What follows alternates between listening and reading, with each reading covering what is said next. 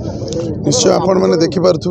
आज धर्मशाला आज भारतीय जनता पार्टी 46तम प्रतिष्ठा दिवस आज पालित है गोटे निरा ढंग पालित है सारा धर्मशाला सारा राज्य अन्यतम एटी जितेबाला भारतीय जनता पार्टी पताका जिते उड़ूला इलेक्शन पूर्व उड़ूला भी दिन को दिन ये लोकंर भल पाइबा लोकंर आशा आकांक्षा बढ़ी चलती दल उपर मु तो कहि आम जो मेम्बरशिप ड्राइव होता सारा ओडिशा रे धर्मशाला 5 नंबर भितर थिला तेणु जानीपारे लोकंर भल पाइबा केमती बढ़ी बढ़ी चलती निश्चय आम यही प्रतिष्ठा दिवस रे संकल्प नहीं समस्ते भारतीय जनता पार्टी मु विधायक हिसाब से अन्य जी आम कर्म रही मंडल अधिकारी आम सभापति रही समस्त आम जिला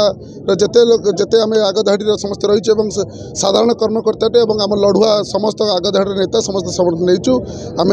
जाजपुर में 7 को 7 निर्वाचन मंडली आगामी दिन में भारतीय जनता पार्टी के आम समर्पित करूँ और जाजपुर को सारा ओडिशा रे विकसित करूँ आम केवल से केवल संकल्प और लक्ष्य रही।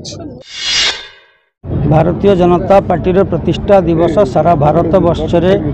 धर्मशाला सह उत्साह उद्दीपनार सहित पालित होउछि। विश्वास बढ़ी मोदीजी कथा को विश्वास करछि सबका साथ सबका विश्वास सबका प्रयास एवं सबका को लेकिन जो कथा चली ये कथा को लोक विश्वास करछि जे राजनैतिक दल माने जहाँ कहती इलेक्शन समय कहती करती ना परवर्ती अवस्था तेणु मोदीजी सरकार मोहन माझी सरकार डबल इंजिन सरकार उपर विश्वास अच्छी से माने जो कथा निर्वाचन पूर्वर कही बा जो प्रतिश्रुति देइथिले जो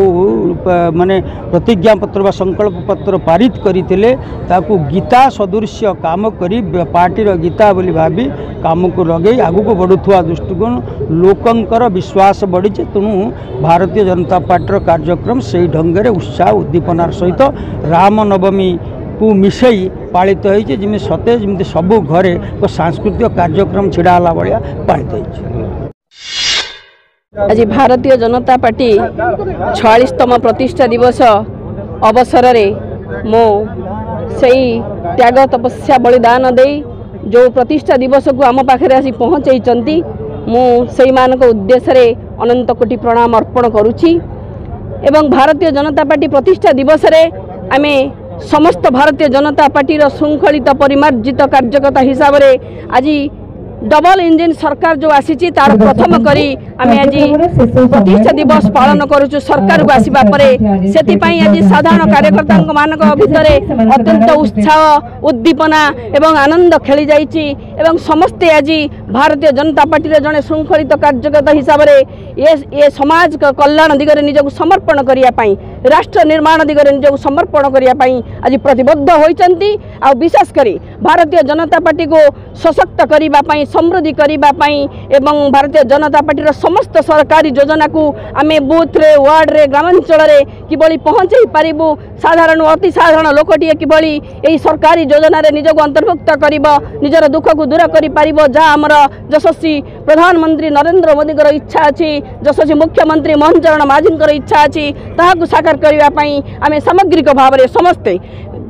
जाजपुर जिला तथा धर्मशाला निर्वाचन मंडली जो कार्यकर्ता मैंने समस्ते आम अच्छू समस्ते आम साधारण लोक समर्पित हेबू मोदी समस्त जनकल्याणकारी योजना को तृणमूल स्तर में पहुँचाई आम सब बेले चेष्टा करूँ आ भारतीय जनता पार्टी को यशस्वी करने बूथ को सशक्त करने वार्ड को सशक्त करने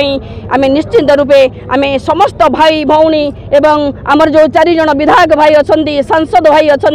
कन्स्टिट्यूएंसी लीडर माने अच्छा वरिष्ठ नेतृत्व माने अच्छा